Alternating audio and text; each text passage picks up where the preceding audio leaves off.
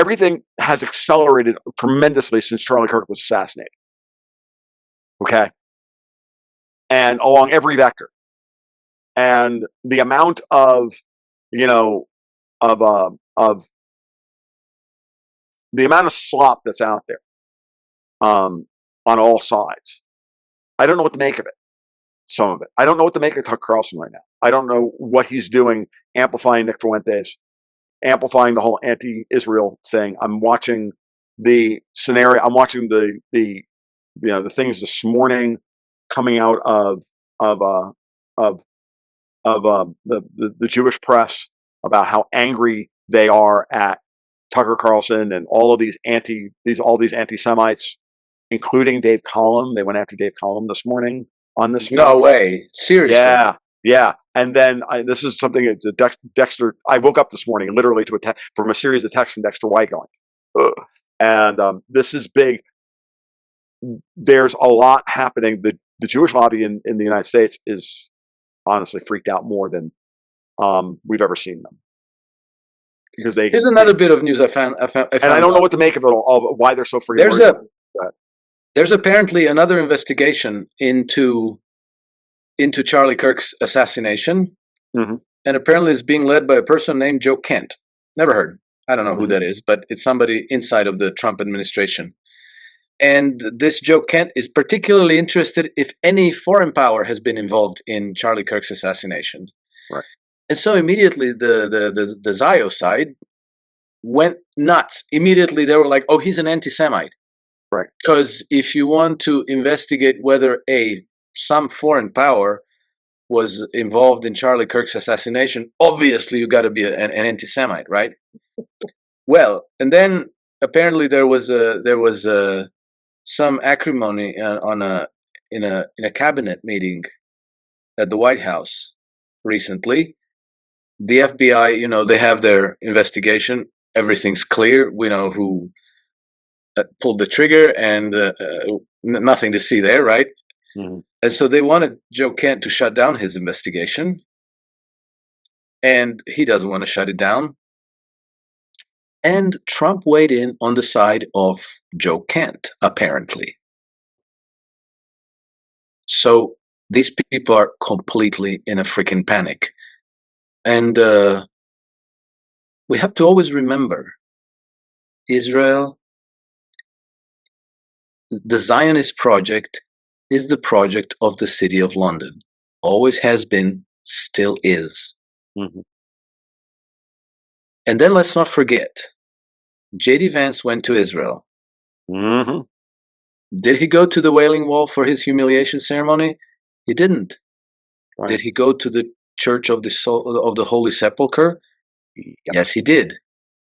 When was the last time this happened by any American politician? Like about never? No, pretty much. Right. So one angle I saw this morning is that I saw somebody speculating like the whole Tucker Carlson thing is a very sophisticated operation against J.D. Vance, because they know that Vance is, he ain't on board with the future, with the past. And I don't have. I can probably find the Twitter article on it if I look for it, because it was sent to me this morning. Just this morning, I read it this morning. I'm like, and it was, I'm watching some of this stuff, and I'm like, this stuff's getting really, really, really murky, and the chaos. My heuristic now, Alex, has been whoever's sowing chaos is the enemy, and whoever is trying to create stability and it is not. And you're watching anybody who's like really trying to sow discord. You have to watch very carefully at this point. So Charlie Kirk his blood wasn't cold before people were blaming Israel for it. And it could be just that, right? That someone was immediately trying to, look, we've all heard the stories about Charlie Kirk was offered $150 million by the Israel and all this, and he turned it down. One, we don't know if that's even freaking true. Two, if someone was planning on killing him, would you not want to see that into the zeitgeist? if you were trying to frame the Israelis for it, I'm not saying that they didn't do it. I'm not saying Well, that they did do it. the most Again, convincing framing of Israel has been done by Benjamin Netanyahu. Using Wi-Fi without NordVPN could mean sharing your private stuff with more people than you think. NordVPN. Online security starts with a click. right. Before anybody even articulated an accusation, he came Right. out and was like, "It wasn't us. It wasn't me. Right. It I wasn't us. totally didn't have anything to do with that." Right. And then he came a second time, and he was like, "Oh, like here's this letter by Charlie Kirk that he wrote to me about how much he loved me and the state of Israel, and how completely and blindly devoted Right. he is to the Zionist cause." Yeah. Again, a lie. I So- don't, yeah, and never believe anything that comes out of Netanyahu's mouth about anything, because again, another one of those. There's many ways to read Benjamin Netanyahu, and you just never know. Like at this point, he's fighting for his political life. He's fighting for his life at this point. So he's also going to his normal position. I think his normal position of being like Mr. Evil in charge of everything. I think that facade is broken, and there's something happening here that is quite powerful. And look, I still am going with my fundamental framework is still that the city of London is throwing Israel under the bus.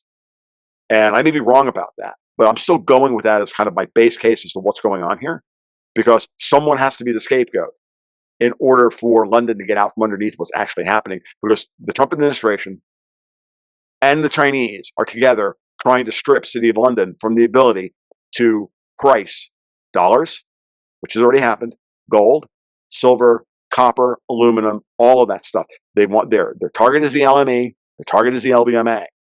And that's the big game, because that's all they have left. Right? Shipping, insurance, pricing and the pricing of strategic commodities. And my operative framework for 2026 is that, and has been all through 2025, is that the United States, who wants to reindustrialize, and the Chinese, who are the world's one of the big industrial powers of the world, if not the industrial power of the world, those two countries have absolutely no interest in having London have control of the pricing mechanisms of all the strategic commodities that run their economies. Right? When you're the industrial power, why would you want London being the intermediary to set the prices, where they're running financialization games and you're trying to coordinate supply and demand of physical assets, right? It's one of the things that, it's something that Vince Lonsky and I have been talking about for a couple of years now. When we started down this route on gold, right? About disaggregating the currency speculation aspect of the same. What we talked about the last time we were on with Susan, right? You have to disaggregate the currency speculation aspect of gold and silver from the coordination of physical supply of supply and demand through time, which is what the futures market is supposed to do. Well, gold is the special case because gold is both a monetary asset and a physical asset.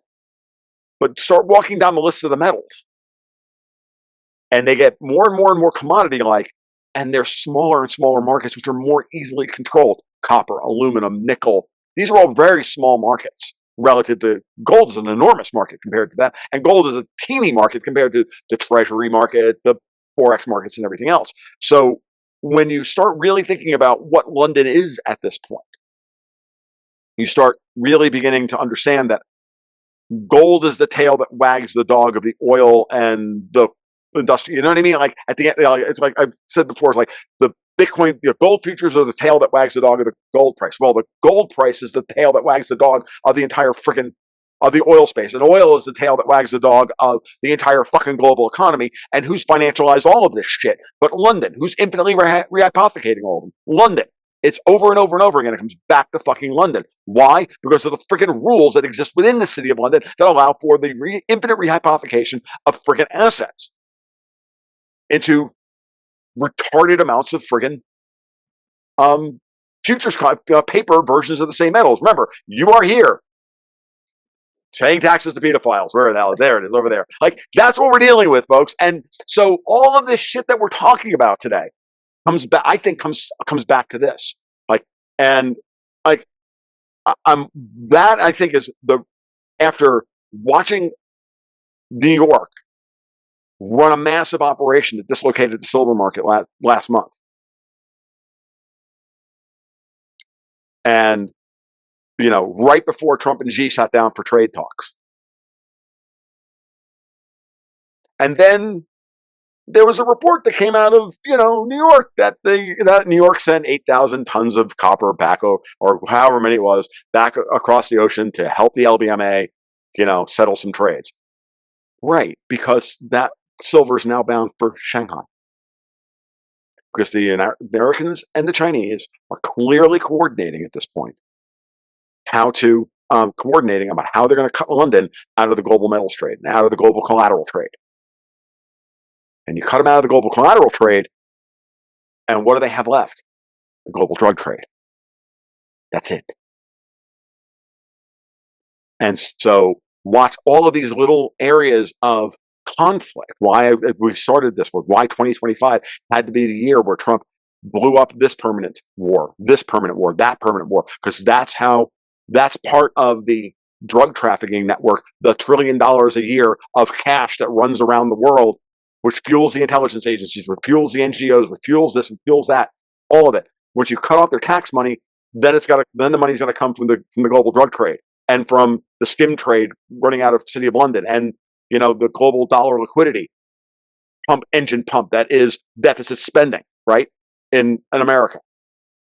Trump can't fix the spending in Washington, D.C. because we started fiscal year 2026 on October 1st. They shut the fucking government down. Now you know why they shut the government down.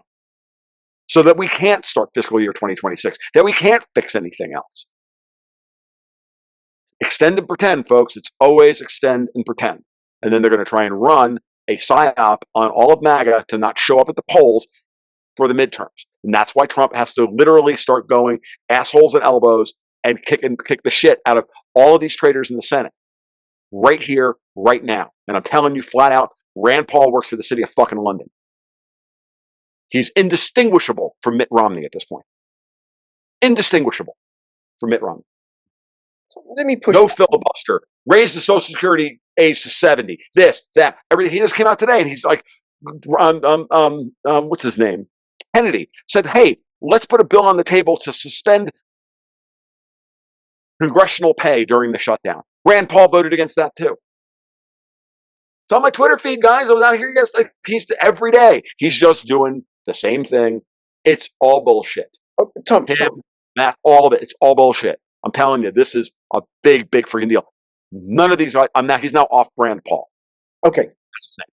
I'm going to push back on that, but with a caveat, which is that more often than not, your assessments have turned out to be accurate, right? And I have a high regard for what both of you say, because you've both been pretty accurate in terms of your prognostications. However, for the viewer who's like, who is this Tom fella? What does he know, right? Rand Paul's been non-interventionist. He opposed the injection mandates. Those were not city of London. Anything that really doesn't matter. He's always there for. He's always filibustering things that don't matter. Look, that stuff's important. He's allowed to talk about those things because he can't change anything there. His job is to ensure that nothing changes. And when push comes to shove at the very important moments, any vote that actually will change the direction of the country itself. Thomas Massey had to come out yesterday or earlier today. I think it was today or yesterday. And say, I don't know what the administration is talking about. 91% of the time I voted with them. I mean, yeah, but the 9% of the time that you didn't is all that matters. It's like, dude, I can, 4 out of 5 dentists prefer Crest, like, you know what I mean, or prefer Dentine over all other chewing gums. Like, yeah, but no dentist said that chewing gum was a good idea. Like, you know what I mean? Like, it's the same thing. Fuck off, douchebag. Like you voted against the one big beautiful bill. You voted against this. You voted against this. You voted against that. Come on. What matters? Quantity does not matter. Quality matters. I mean, I could make a really off-color joke about what women actually want, but I won't. There you go. I'll leave it there. No, I work. Don't. There might be women in the audience. That's why I did. Probably not. But probably not. Yeah, no. On my feeds, come on. Everything's my audience skews 85% male. I know this, and old. No, but there may be men who identify as women because this is a broad church. Well, who's to know? Who knows? Who knows what's a woman, what's a man? One of these days, none of us are biologists, right? I suppose that's a good point. We're not experts here. Okay. Now, Tom, you said earlier, I want to move on to Europe. You said earlier that you were watching Trump's meeting with Orban. Mhm. And then, of course, there's the real excitement that Macron's talking about sending troops to Ukraine, and Starmer as well is going to send troops, and there's COP30 to save us. And the UK's got loads and loads of oil, but we're not going to drill any of it because of climate change. So let's start with Orban and Trump's meeting, and then the wonderful. I only got a chance to watch like 10 minutes, the first couple of minutes of it, where they were just both starting to take questions, and the opening questions were Victor having to explain why he needs a variance on buying Russian oil and gas, because that's the only way it comes into Hungary, and he doesn't really have any other options. But he did say we would love to see, I think it was I think it was, he said across Croatia, to bring in a new gas pipeline in to change things. Like, I'm like, oh yeah, I'm gonna be on with Alex in like 10 minutes. That sounds good. That's about as far as I got. It was a 30-minute. They'd had, apparently it was like a 35-minute press conference or whatever, where they took questions. I saw the first 10 minutes of it. It just looks like they're very comfortable with each other. Clearly, Orban came across the pond with intelligence about what's going on the ground in Ukraine, which they're not going to talk about, right? Because remember, that Trump is using human intelligence at this point, right?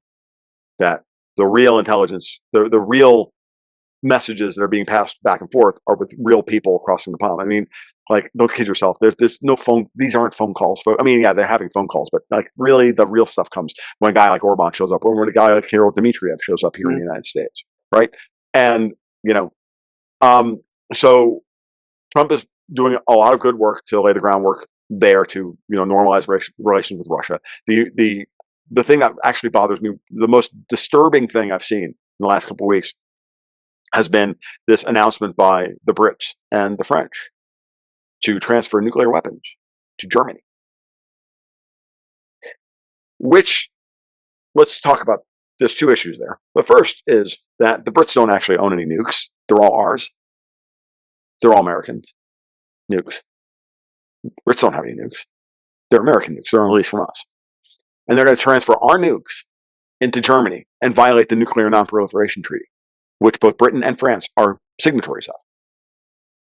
Just because they're in a military alliance with Germany and NATO does not mean that Germany gets to have nukes. That should disturb everybody listening to my voice. That's how far they're willing to go in order to continue this thing going. And in order to provoke Putin into doing something bad. Something else I want to bring up in this moment in time. It's tangential to all the things we've talked about with Trump's domestic problems at this point, which is the following. When you talk about the Mamdani Fuentes axis, right? The radicalization, the fat tails, not the people in the middle, trying to suppress the impulse of the people in the center to have any hope, while you radicalize the youth on the left and the right. Remember this. Watch the process. Watch the mechanism. Trump and Putin are both dealing with the same problem. Their hardliners that are behind them are desperately asking them, arguing for it, vehemently braying like fucking coyotes, when your female dog's in heat, to escalate. And he's not going fast enough. Go harder. These people should be, beaten and everything else. I mean, dude, even I get, that angry every once in a while. It's a real problem. They're being pushed into doing, and the pressure that's being put on them is putting them in a position to have to do something drastic, because then the reaction from the drastic move is say, well, we weren't doing anything. Well, I didn't do nothing. No, you just refused to, comply with federal fucking law. That's all you did. Pritzker threatened it, Mamdani. Like, Gavin Newsom wasn't stupid. He tried and he failed, remarkably, when Trump nationalized the California National Guard, sent him into LA last summer. But they're going to LARP like they're not on board with it. I'm telling you, there's something brewing here, and they're being pushed, and they want to be able to. They want to be able to cry, "Oh, he's overstepping his bounds. He's becoming a tyrant. They're trying to, like, again, it's that whole, do they want to turn him into Lincoln, or do they want to turn him into King George, or some amalgam of both? Like every other week, Trump turns into something else. At the end of the day, he's just creamsicle Hitler, right? And like, the whole thing is just stupid. But it's that's the game. And when you control when you control the bot armies, when you control when you control the amplification system, you can get a lot done. And it's the real problem. And Putin's fighting the same thing in Russia. He's fighting the Solovyevs, right? He's fighting those guys in Russia. And so, don't think for a second that these men are not, I don't know. I like that they don't understand and more importantly, that they don't understand the parameters of the problem. I mean, one of the things that came up recently was Martin Armstrong was tapped by the Trump administration, right, to write a peace proposal and to get involved in it. And Marty put it out the other day. He's like, put out a tweet the other day, and I saying that I called the Trump administration. I was talking to one of the senior people in it. I said, and this is Marty. I said, and he said, to the guy, Marty said, you do know that that the Europeans are, preparing a false flag in order to, get you involved in World War III. He's like, I know, we know, we're on top of it. But up until that moment, when Marty had been frozen out of the administration, which was a first for him, and rightly he was worried about this, that Trump was being walled off by the neocons from Real Information and all the rest of it. I've spoken to Marty personally about this. I think he talked about it directly when we were up in Calgary together, Alex. And I had dinner with him recently. He was talking about the same thing. So to see to see Marty finally be able to back off and go, oh, okay, they're on top of everything in that respect, has now changed the tenor of the conversation at the competence level, right? There are competent people in the Trump administration who are aware of the dynamics of what's going on. And they know where the real enemy lies. They know the real enemy is our NATO partners. Yeah. And one of the things, it's not China and it's not Russia. That's the war over the horizon. If there is to be a war or a problem between the United States and China, that's on the horizon, the far horizon. The current problem is right here against how does the United States survive as a 50-state compact with a bond market and a dollar market intact, and a political system mostly intact, and an electorate willing to back all those things, and then decide how we're going to carve up, quote unquote, carve up the world into various spheres of influence. So I think that's the current state of things, and I think the next 2 to 4 months are going to be awful. Are going to be just awful. Great. And we're all going to be like pulling right. There's going to be days I'm going to come on here and I'm going to be like, oh my God, we're all going to die. I'm trying to remain calm. Okay. But we'll see. Yeah. I'm going to come to you in a second, Alex, but one of the things, and you can comment on this, Alex, it seems to me what Trump is doing in the background is working with Putin to destroy the European Union and NATO. Because he's just letting it play out. Some of the statements that he's made to the Europeans, yeah, you can go in, the Ukrainians, you can go in, do what you want or whatever, keep fighting the Russians, you'll win. I mean, really? Yeah, okay, Alex. You see, this makes my point about people's short-term memories, because that was, everybody's head exploded over that. And then very quickly it became obvious that Trump was basically trolling the Europeans.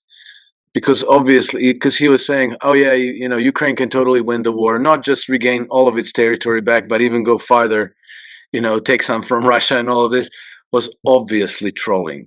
I mean, that didn't, and people just went insane. Yeah.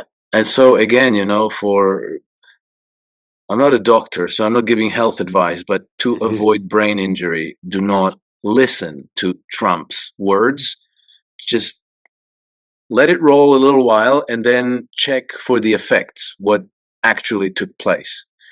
I try to do that myself because my head would explode, like when I hear his speech about Nigeria, about our precious Christians and all that. Dear Lord, just no, you can't. You just can't. But Well, one thing that does, it brings attention to that issue and what Boko Haram are That's what doing. that's It- literally what he's doing when he does stuff like that. He's pointing people in a direction to go look at things, but he's not actually going to do anything about it.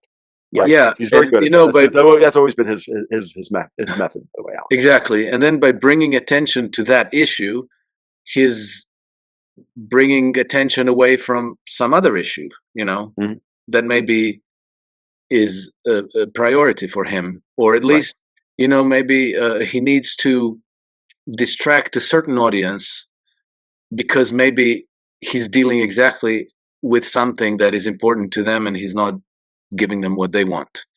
So he's like, oh, look over there. It's hard to say. Mm.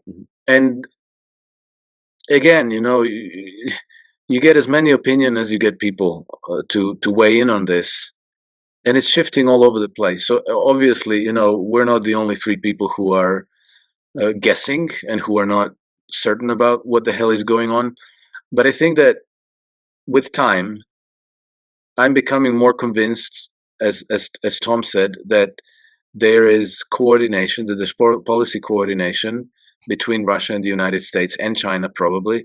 We know that Trump administration has spent a lot when Israel attacked Iran and killed a whole bunch of Iranian negotiators and government officials, Trump administration was in their 5th round of negotiations with the Iranians. So they reached out to the Iranians directly to talk to them.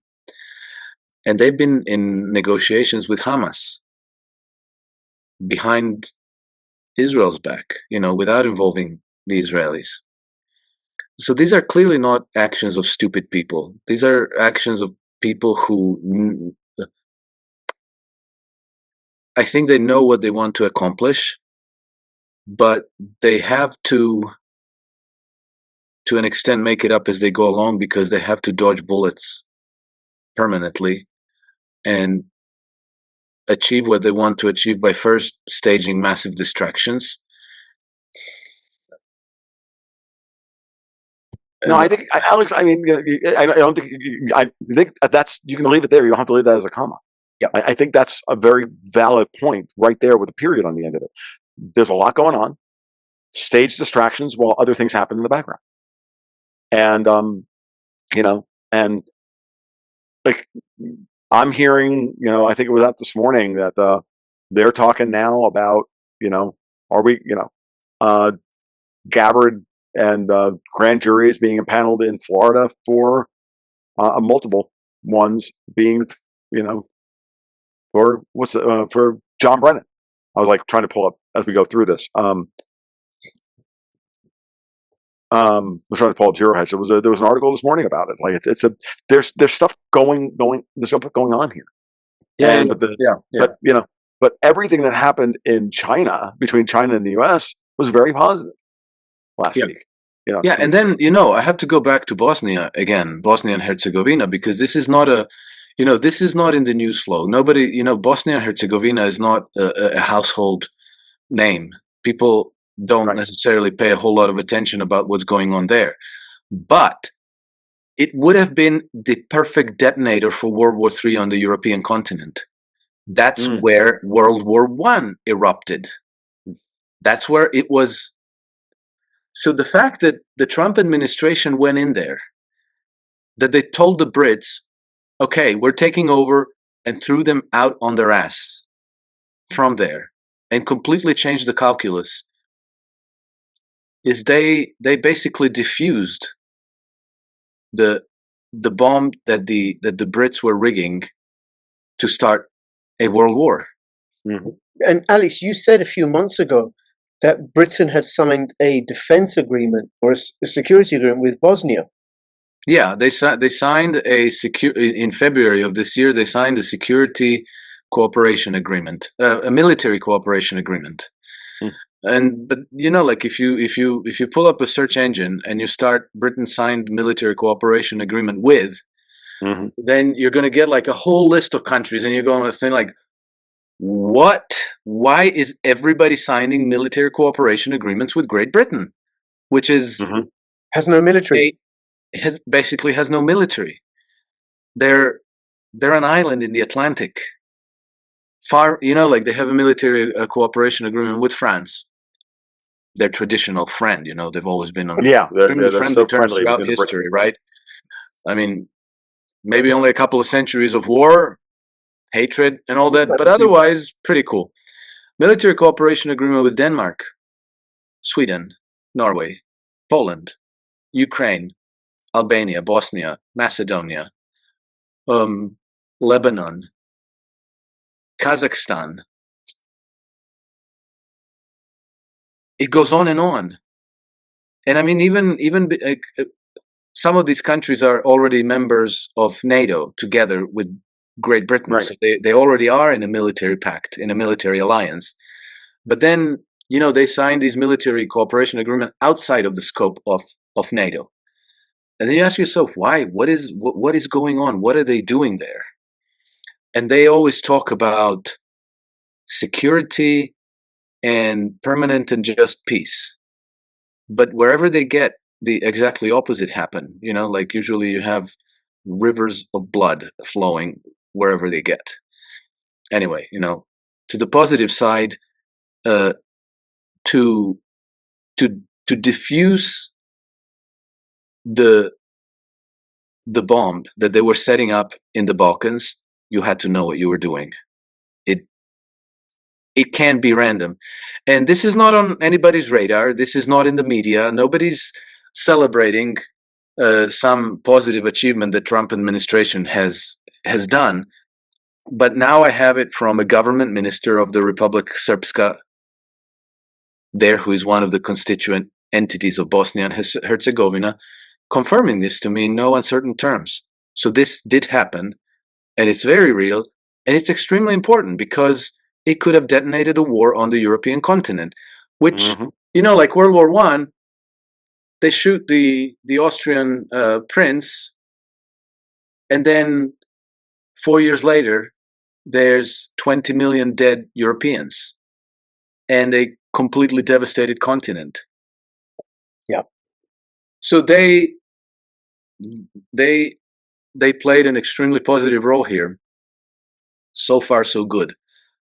And so I'm inclined to, not jump to any bad conclusions with regard to Venezuela, with regards to even Argentina. We never mentioned Argentina. Argentina is very positive. Actually, that's about kicking the Brits out of friggin' Argentina and getting access and getting them out of How is that kicking the Brits out of money? What are the Brits doing in Argentina, for crying out? Well, there's still the issues about the Falklands and the oil and the this. No, it's about the fight. It's about City of London. It's about, again, kicking out all of the vulture capitalists, putting the money in there to support Malay's government. So, I mean, I'll be honest with you. I was very, very skeptical of Malay, but it's clear that I was my instincts on him were wrong, and we have to protect the Argentinian beef trade between the United States and Argentina, because our cattle herds are they're poor, and they're just beginning to recover from COVID. Okay, it's a big deal. And so between that and, of course, silver, remember, both China and the United States added silver and copper and a couple of others to the strategic metals list the other day. And Argentina's a wealth of that stuff. Like, don't kid yourself. This is about the United States securing the Western Hemisphere and backing out of the rest of backing out of Asia.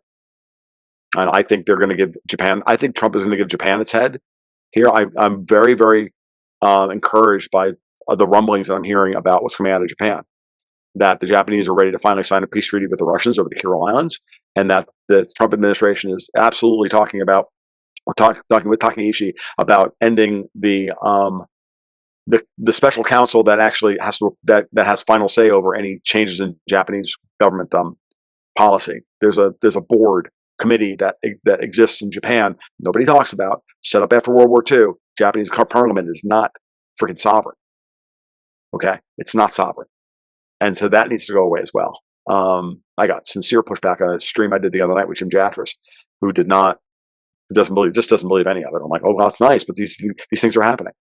And like, what do you like, you want to frame everything as imperial United States running around, like Rambo without a jockstrap, beating everybody over the head with Trump's golden dick. Like, that's fine, but I don't believe that.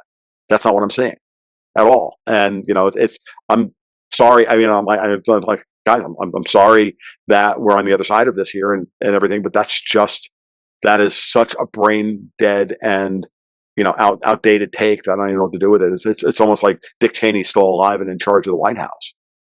But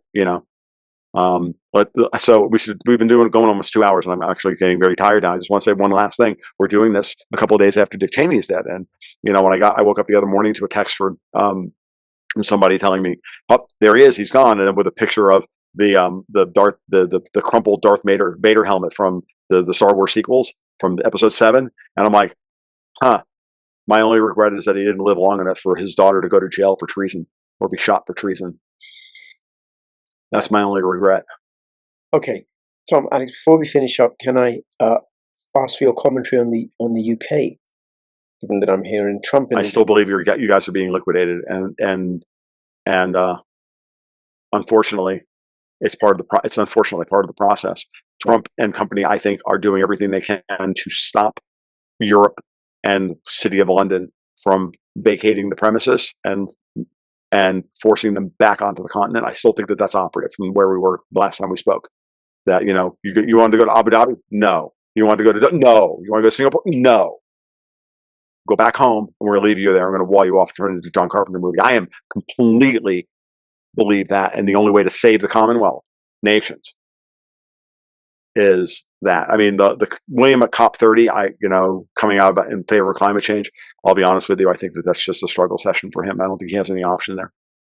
I don't think he has any options. I'm hoping that something good comes of all, but it's going to come from y'all. It's going to have to come from within. And I don't know what you do. I don't know what you do. I wish you all the best, and I know that Trump does too. I know, I can smell it. That there's something going on. His mum's Scottish. Yes, his mum's Scottish. She'll have ties, and we have the budget to look forward to as Starmer's government looks to strip mine more from the British citizenry. And I think that's very bad. What I'm going to say is that the best thing that could possibly happen to the Brits at this point, to the English, not to the Brits, but to the English, is that the Americans finally blow up the French bond market and the French government. And I think that is the vector at this point. That's, I think, the main vector of attack. I'm watching French-Italian bond spreads really carefully, and I've got more to say on that. We'll leave it. I just think that's the vector of attack. I've talked about Germany and in the past, but it's very clearly setting up that it's France now that's in the crosshairs because they're the weak link of the three of the tripod of the European Union: France, Germany, Italy. Italy is clearly in Trump's orbit, and he's supporting that. And I think global capital supporting Italy. Germany is, I think Germany is killing itself. I think they're going into France. Yeah, so. Germany's killing itself. It's doing the job all by itself. Yes. Okay. And then what people can do is that they can join your Patreon group and get your twice weekly market reports. Thoroughly enjoyable, really great analysis. I'll have the links in the description below. Alex, anything you want to say before we finish up? Well, I think that if Trump demolishes the British system, that's not actually going to be bad for the British people. There's going to be a bumpy transition, but you're going to get a massive leech off of your whole nation. Yeah. And that's a good thing. The other day, just to add to that, the other day I tweeted out an excerpt from an interview that Liz Truss did the other day. I haven't listened to that. Very, very interesting. So it's 13 minutes. It's on my Twitter feed from a couple of days ago, and she goes over all of it. And when you go back and you think back to her mini budget looks an awful lot like Trump's plan for America. It's a good budget. Yeah, no, it was a very good idea, and I defended her at the time to the Duran guys, and I was on their show while that was happening, and they didn't understand what was going on. I'm like, no, she's doing exactly the right thing here, and then 3 days later she was gone, and Queen Elizabeth II was declared dead. Yes, interesting times indeed. Tom, Alex, I'll have all the links in the description below. Everybody, please follow them on X and go do the Naked Hedgie thing and trend following thing and go do the Golden Goats thing. And hopefully we'll do this again in a month's time. I'd like this to be a regular feature once again. Of course. Rich, Tom, and Alex signing out. All the best. Bye-bye. Hi everybody, this is Alex Krainer. Please follow Crypto Rich. He is one of the best in his business, the pioneer of ending wars through tax non-compliance. Oh, fuck it. Oh, that was great. Alex rose up and we got an F-bomb. That's right. Surprise.